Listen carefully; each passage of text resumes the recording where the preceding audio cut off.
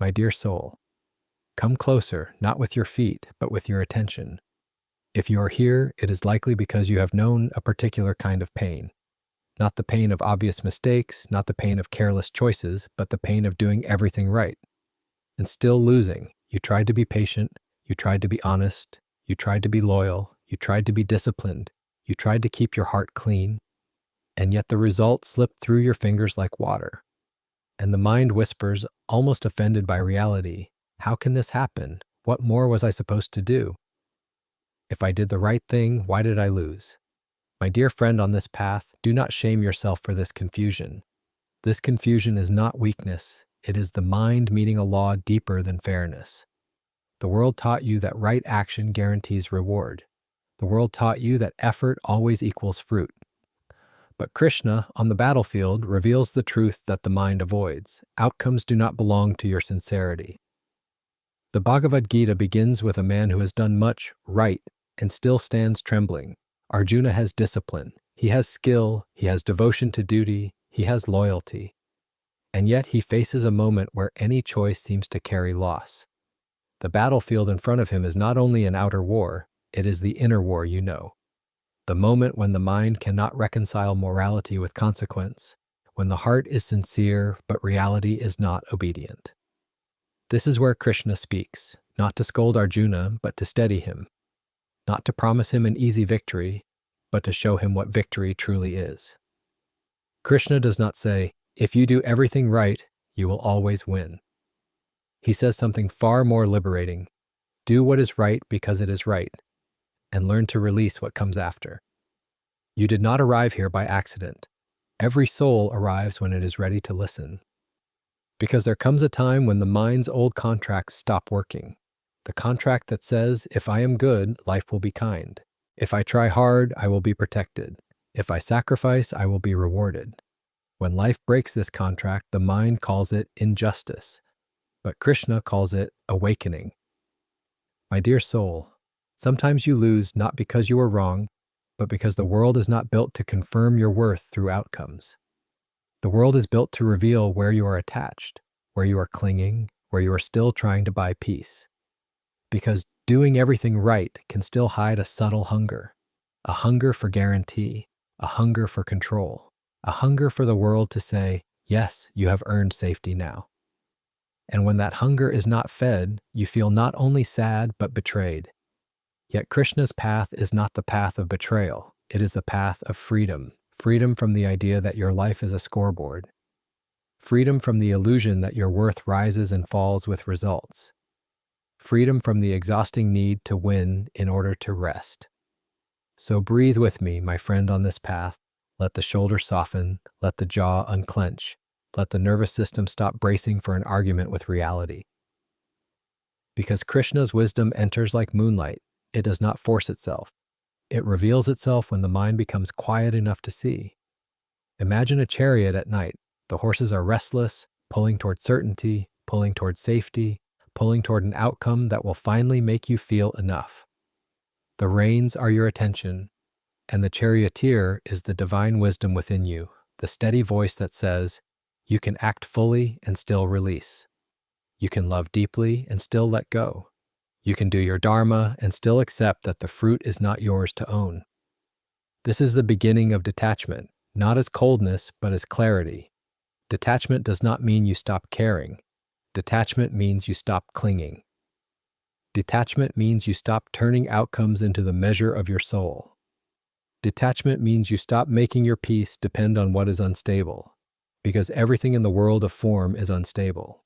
People change, opportunities change, bodies change, time changes, even victory changes into loss again. So if your peace depends on winning, you will always be afraid. If your peace depends on being right, you will always be tense. If your peace depends on outcomes, you will never rest. So Krishna begins with a different promise. Not that you will always win, but that you can always be free. Free even when you lose. Free even when you are misunderstood. Free even when your best effort does not produce the fruit you wanted. Free because you are not the fruit. You are the Atman beneath the fruit. You are the witness beneath the storm. You are the still lake beneath the ripples. So stay with me, my dear soul. We are only opening the first door. We will walk, step by step, through Krishna's teaching on action, on karma, on dharma, on detachment, and on the peace that begins when you stop asking the world to confirm your worth. Remain with this understanding a little longer.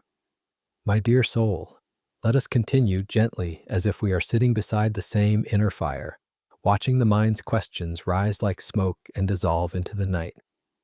When you do everything right and still lose, the mind does not only feel pain, it feels confusion.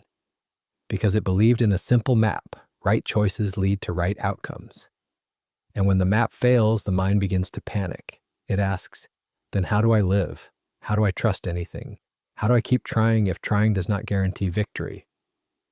This is where Krishna's teaching becomes medicine, because Krishna does not give you a new map of outcomes. He gives you a new place to stand. He shows you the difference between dharma and reward. Dharma is the right action that aligns your soul with truth. Reward is the world's response, shaped by countless forces you cannot command. The mind wants these to be the same thing. It wants dharma to automatically produce reward. But the Gita reveals something more realistic and more freeing. Dharma is yours. Reward is not yours. And my friend, on this path, this is not a cruel teaching. It is a compassionate one. Because when you tie your peace to reward, you become a prisoner of life's unpredictability. You begin living like a person trying to hold the ocean in a cup. Every wave threatens your stability. Every change becomes a fear. You work, but you tremble while working. You love, but you cling while loving. You give, but you secretly demand repayment. So when the result goes against you, it feels like life has broken a promise. But perhaps the promise was made by the mind, not by reality. Perhaps the mind turned your goodness into a contract and then suffered when reality refused to sign. This is why the battlefield imagery matters. The battlefield is the world of outcomes. Shifting, loud, unpredictable, and the chariot is your life moving through it. If you place your identity in outcomes, you will be wounded again and again, not only by loss, but by the constant fear of loss. So Krishna begins by shifting identity.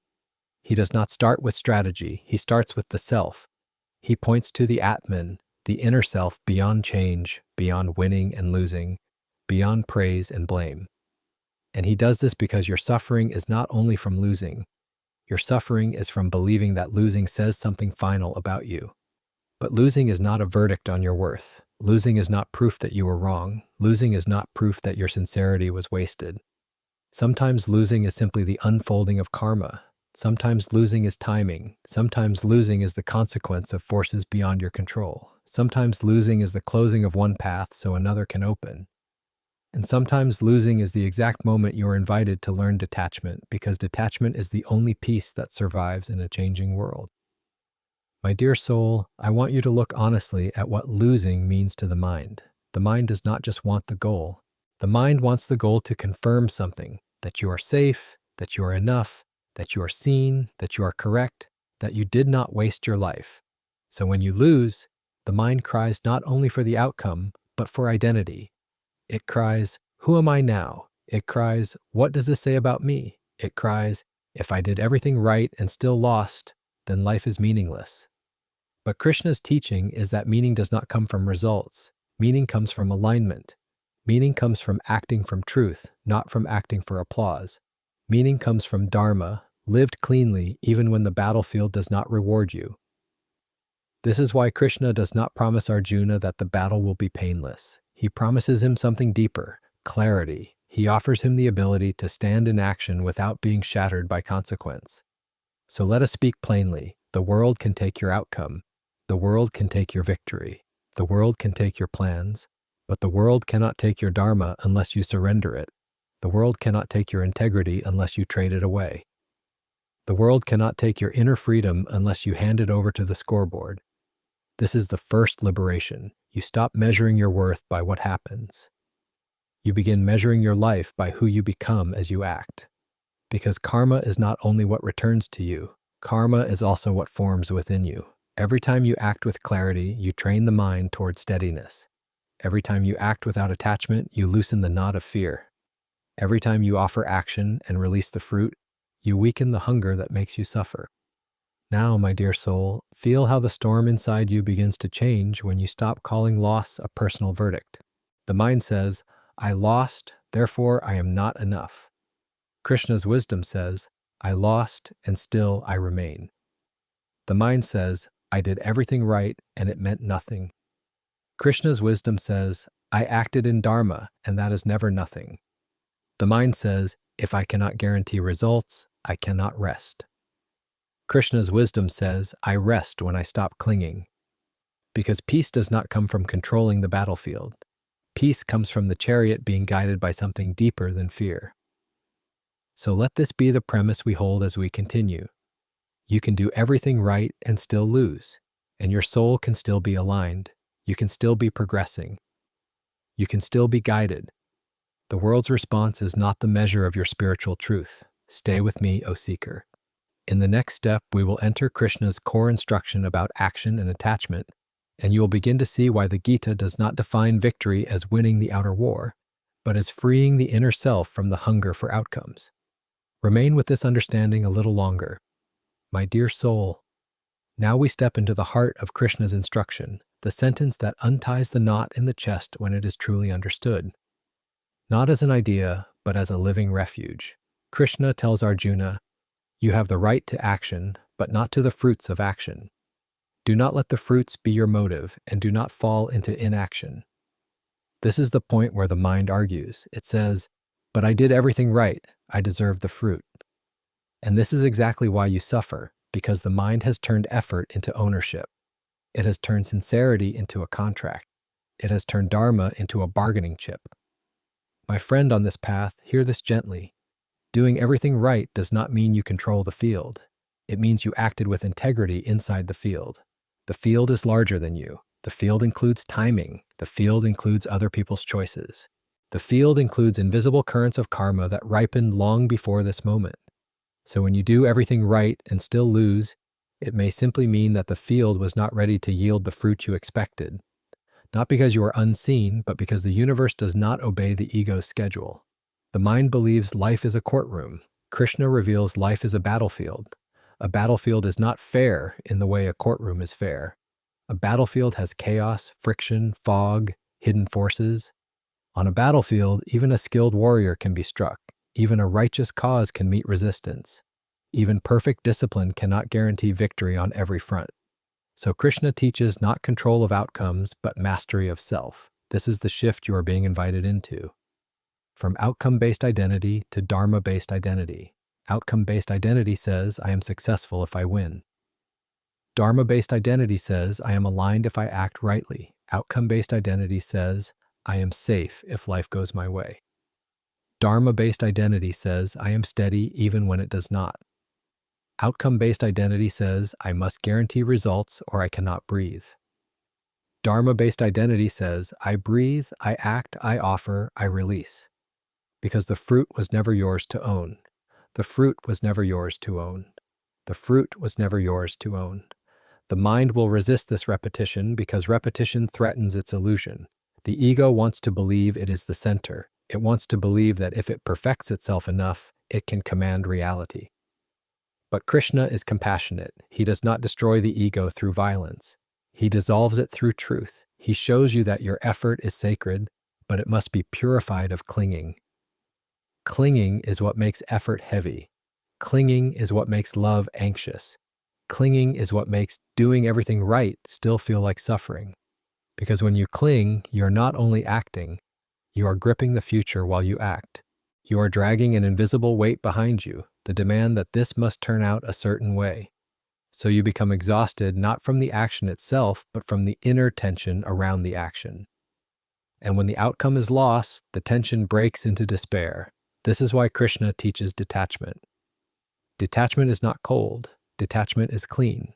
Detachment is the release of the demand. You can still want a good outcome. You can still prefer success. You can still feel disappointment. But you stop needing the outcome to confirm your worth. You stop needing the outcome to prove you are safe. You stop needing the outcome to give you permission to rest. Because peace begins when clinging ends. Peace begins when clinging ends. Peace begins when clinging ends. Now, my dear soul, Look at where the mind clings most strongly. It clings to the idea that losing means you did something wrong. It clings to the idea that loss proves you are not enough. It clings to the idea that life is against you. But Krishna's lens is different. Loss is often simply the passing of a wave across the surface. It is not the ocean's opinion of you. The ocean does not hate the wave that falls. The sky does not reject the storm that passes through. In the same way, the divine is not condemning you through your outcomes. Outcomes are part of the changing world. The Atman is beyond them. So the true victory Krishna offers is inner freedom, the ability to act wholeheartedly and still remain inwardly untouched by the result. This is not passivity. This is power, because when you are not enslaved by outcomes, your mind becomes clearer, your heart becomes steadier, and your action becomes more skillful. You stop acting from fear. You stop acting from desperation. You stop acting to prove. You begin acting from devotion, from alignment, from dharma. And devotion changes everything. When you offer your action, you are no longer begging the world. You are serving truth. You are saying, let this be my offering. Let this be my practice. Let this be my way of walking toward the divine. Then even if you lose, you do not lose yourself. Even if the plan collapses, your integrity remains. Even if the relationship ends, your dharma remains. Even if you are misunderstood, your inner truth remains. And this is the strange peace that begins to grow, a peace not based on success, but on wholeness. So when you feel that you did everything right and still lost, pause and return to this question. Did I act in alignment? Did I act with sincerity? Did I act with clean intention? If yes, then your action was not wasted. Your soul was strengthened. Your mind was trained toward steadiness. Your karma was refined. Even if the outer fruit did not appear as you wanted, an inner fruit was planted. And often, my dear soul, the inner fruit is the real one, because outer victories fade, but inner freedom remains. Stay with me, O seeker. In the next step, we will go deeper into why the mind becomes so restless when it is attached to outcomes, and how Krishna's teaching transforms loss into clarity, turning the battlefield inside you into a still lake again, O seeker. Now let us look at the most painful part of losing after doing everything right, the mind's exhaustion. Not only emotional exhaustion, but spiritual exhaustion. The feeling that you have been careful, disciplined, sincere, and still the world has answered you with silence or collapse. And when this happens, the mind does something dangerous. It begins to doubt the value of goodness itself. It says, if being honest doesn't protect me, why be honest? It says, if being loyal doesn't save me, why be loyal? It says, if trying my best still leads to loss, why try at all? My dear soul, this is the crossroads. This is the place where the battlefield becomes inner. Because the real battle is not between you and the outcome. The real battle is between you and bitterness, between you and the temptation to harden, between you and the impulse to close your heart and become smaller just to avoid pain. Krishna's teaching meets you exactly here. He does not say, stop feeling. He does not say, pretend you are fine. He shows you why the mind is suffering so intensely, because attachment turns outcomes into identity. When the mind is attached, it does not just want a result. It needs the result. It needs it to confirm that your effort meant something. It needs it to confirm that you are safe. It needs it to confirm that the universe is fair. And when the result does not arrive, the mind feels as if reality itself has insulted you. This is Maya in action, the illusion that the world's response is the measure of your inner worth. Maya says, if I lose, I am less. Maya says, if they leave, I am unlovable. Maya says, if I fail, I am broken. Maya says, if I am not rewarded, my dharma was pointless. But Krishna's wisdom cuts through this like light through fog. He reminds you that you are not the score. You are not the result. You are not the changing verdict of circumstances.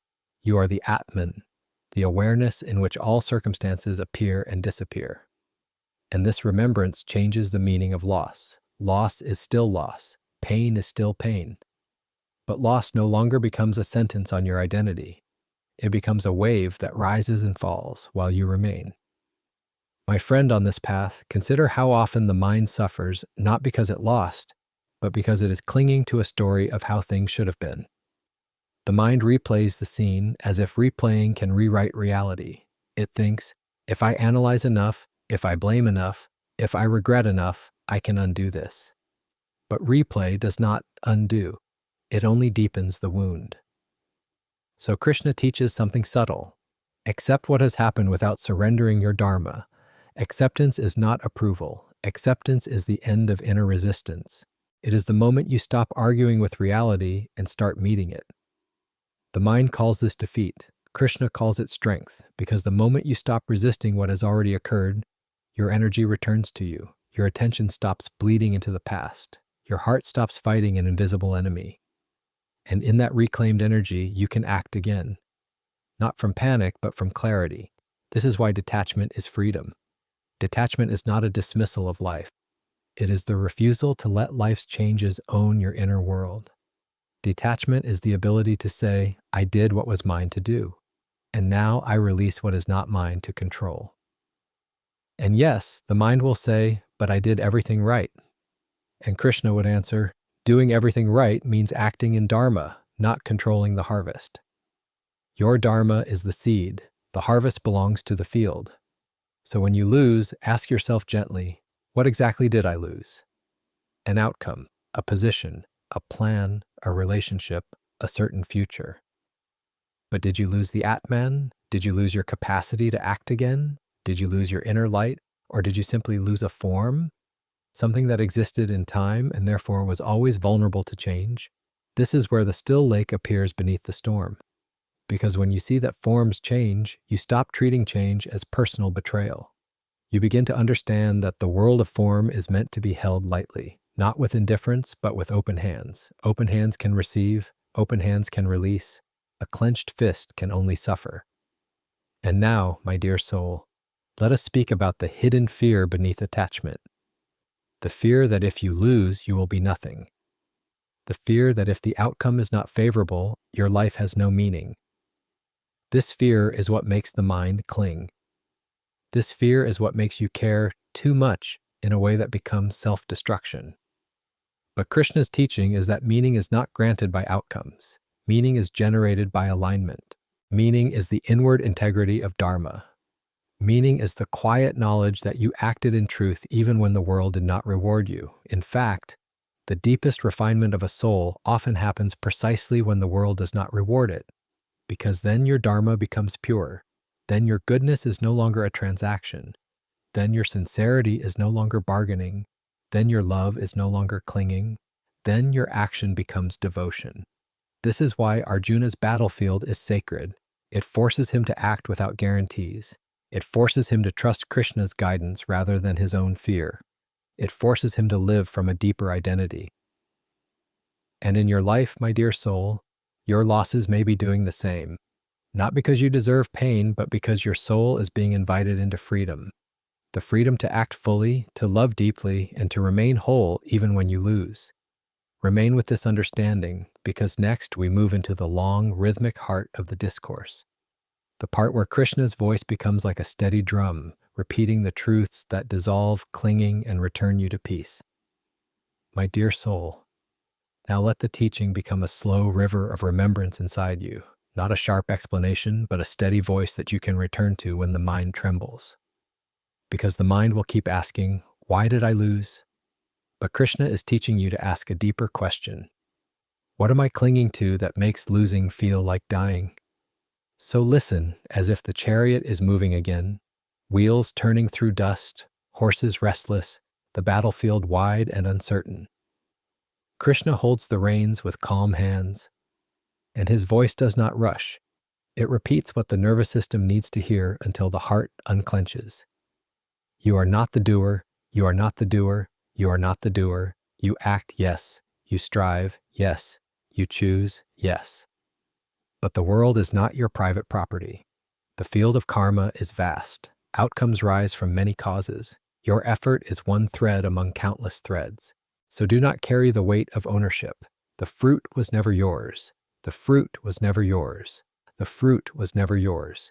You can plant, you can water, you can protect the seed, but you cannot command the season, you cannot command the rain, you cannot command the hidden conditions in the soil of time. So when you did everything right and still lost, do not call yourself a failure. Do not call your sincerity useless. Do not call the universe cruel. Call it what it is, the meeting of forces beyond your control. And now, my dear soul, notice what the mind does next. It tightens. It says, if I can't control the fruit, I will stop trying. But Krishna does not let you fall into inaction. He teaches you a higher control.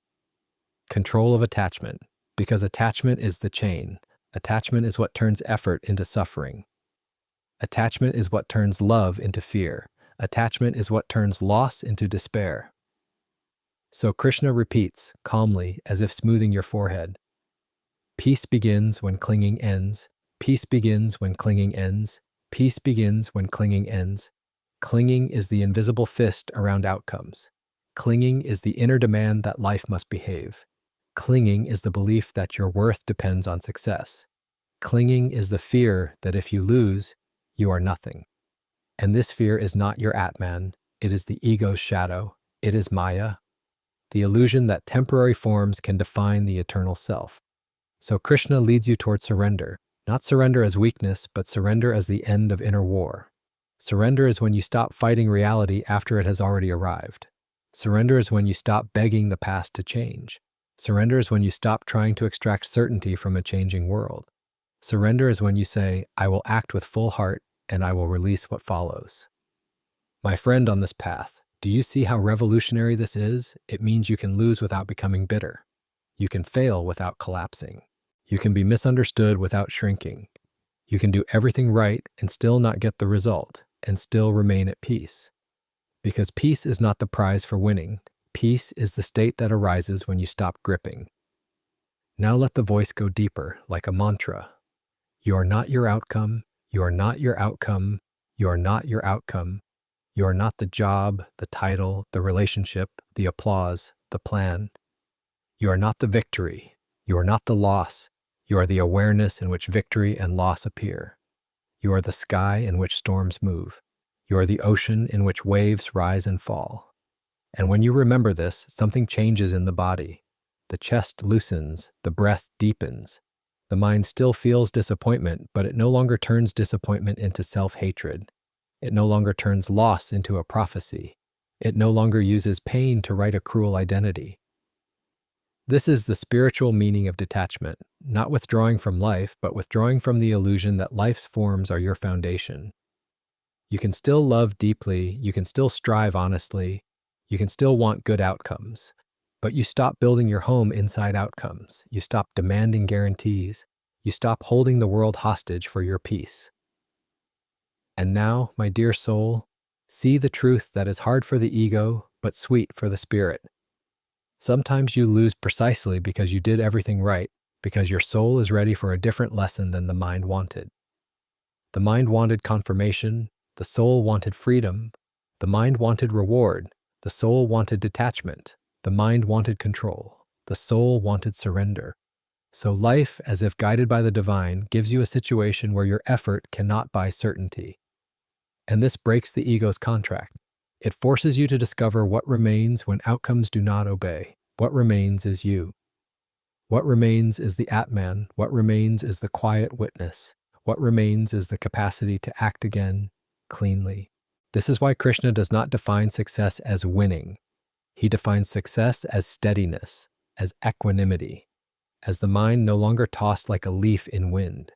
So when you lose, practice the sacred art of non-poisoning. Feel pain, but do not add bitterness. Feel sadness, but do not add a story of worthlessness. Feel disappointment, but do not turn it into cynicism.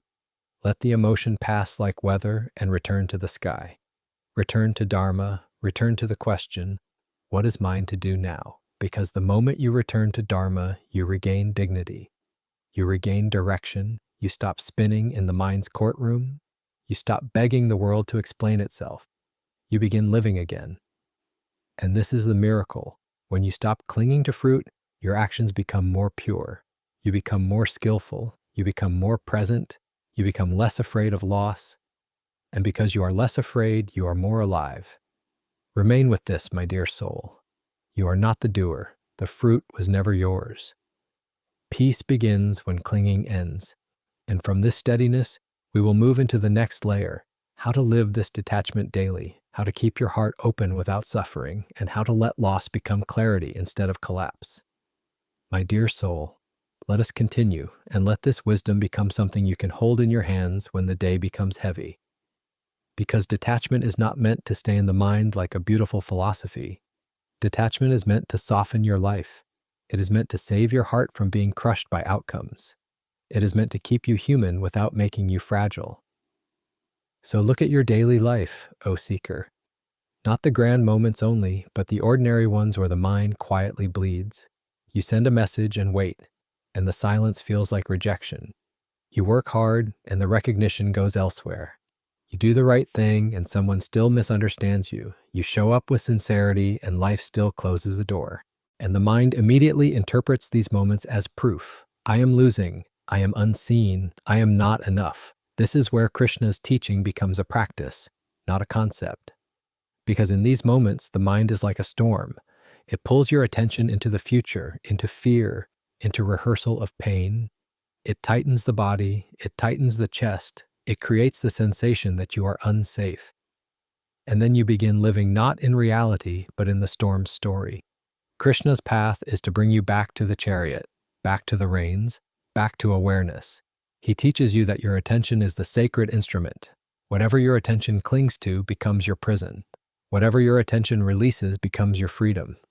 So when you feel that you are doing everything right and still losing, the first step is not to solve the world.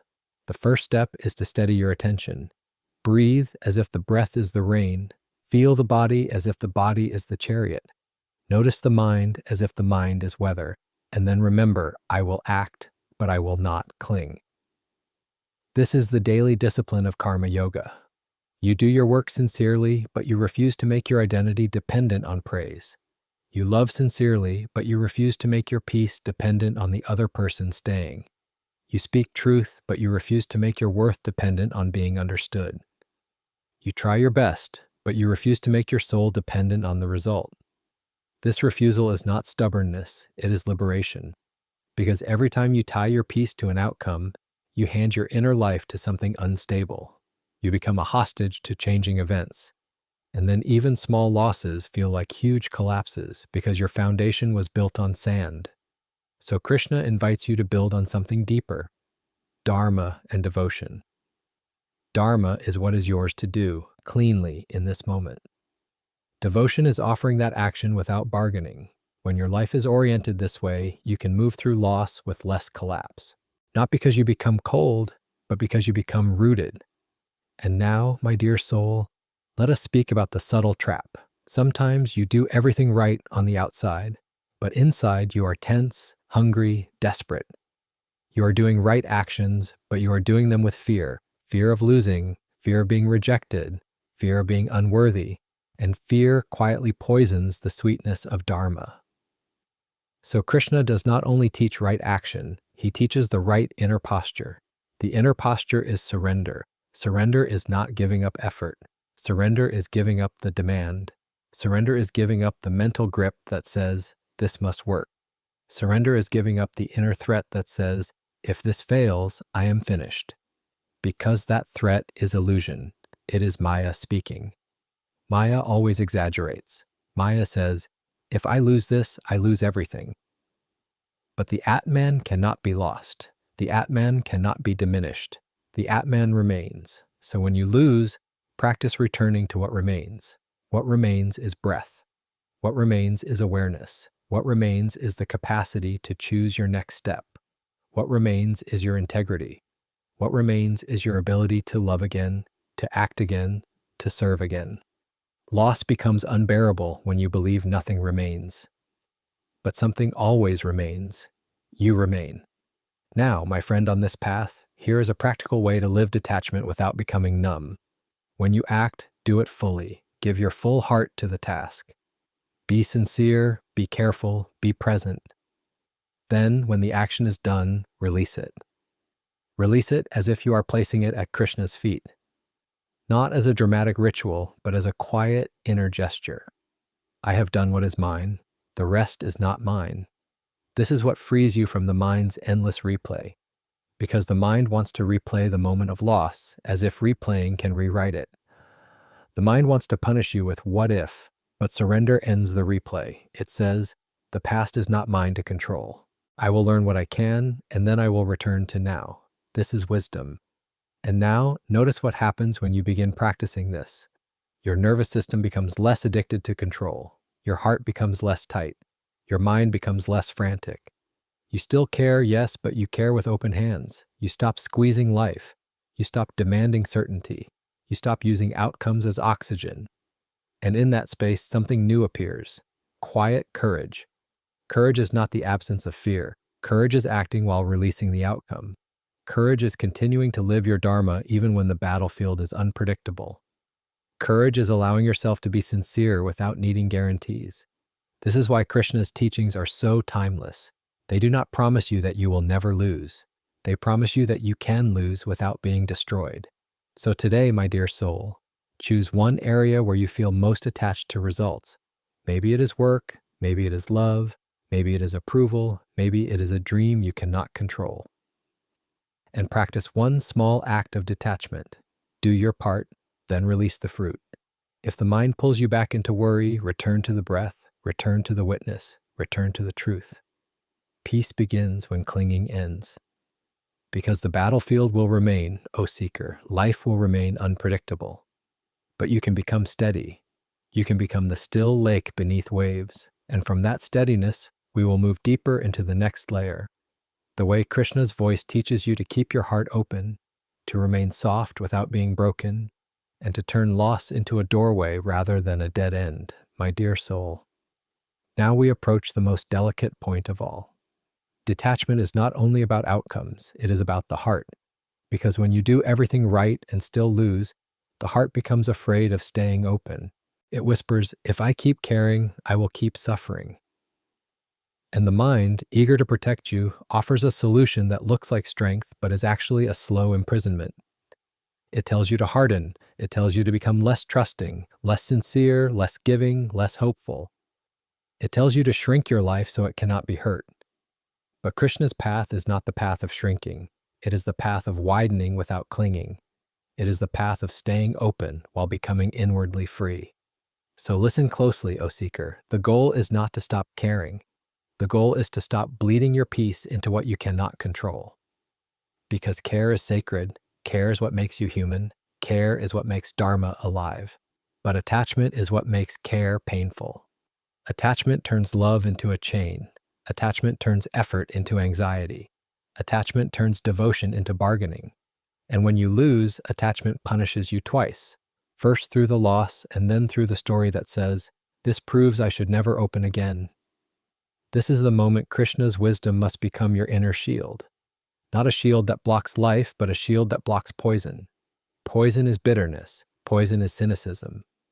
Poison is the belief that sincerity is foolish. Poison is the belief that your heart is weak for caring.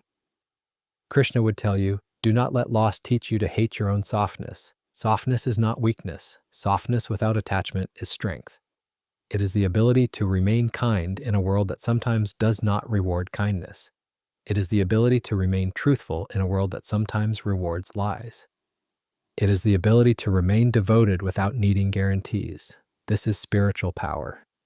And now, my dear soul, see why the Gita takes place on a battlefield. Because the battlefield is where your inner values are tested. Not in calm days when it is easy to be noble, but in hard days when it is tempting to abandon dharma. The battlefield is where the soul either deepens or hardens. So when you lose after doing everything right, ask yourself, what is this moment trying to teach me about my attachment?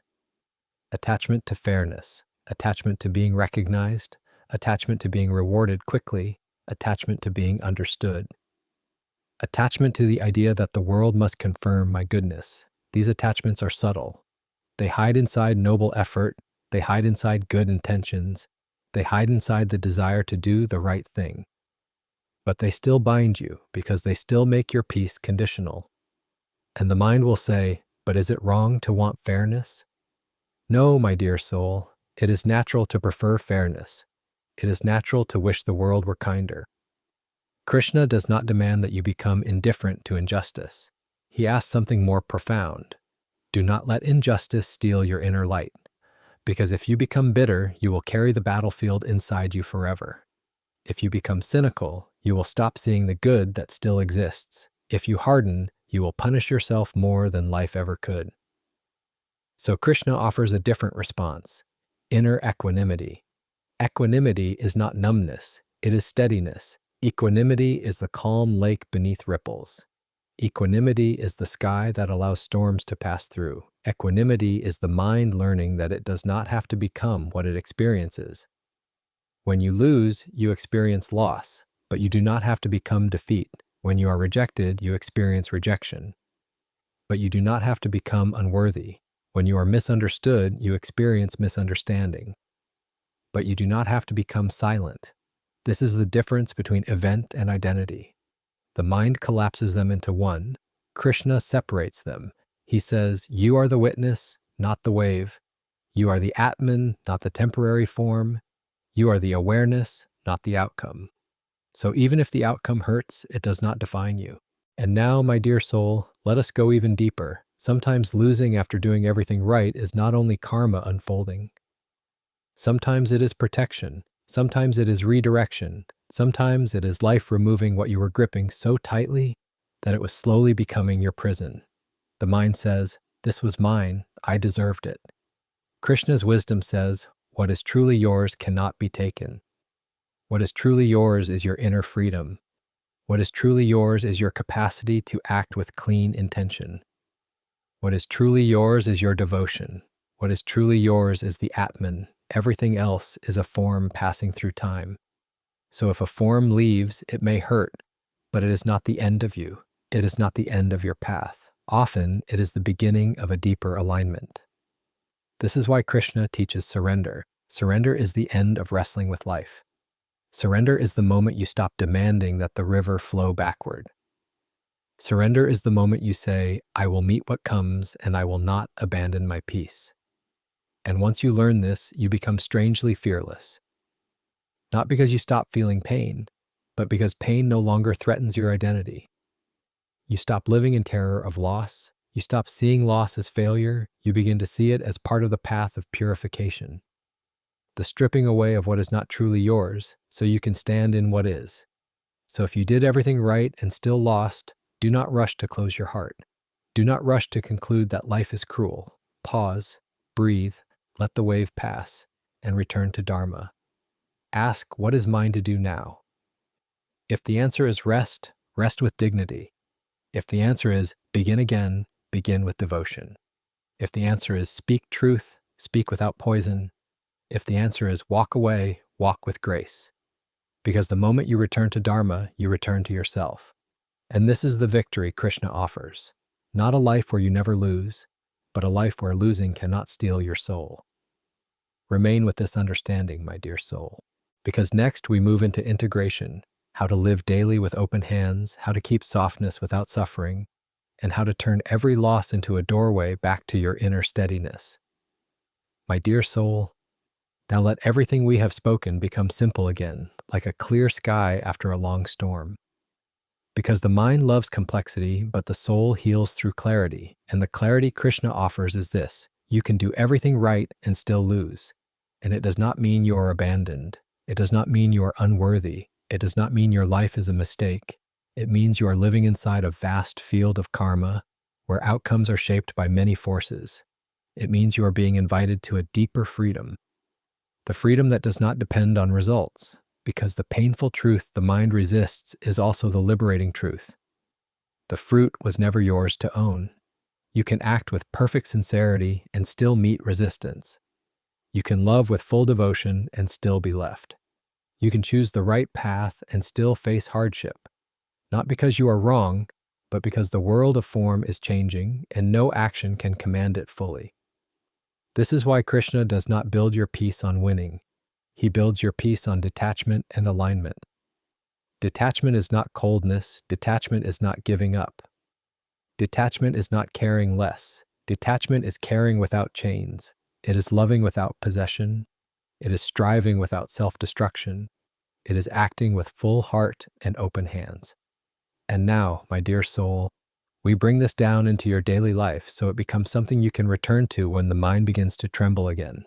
When you feel loss, do not rush to interpret it. Pause first. Breathe first. Feel the body first. The body is your chariot. The breath is your rein. Awareness is your charioteer. Then separate the event from the story. The event may be painful, but the story is what turns pain into poison. The story says, "This proves I should stop trying." The story says, "This proves my sincerity is foolish."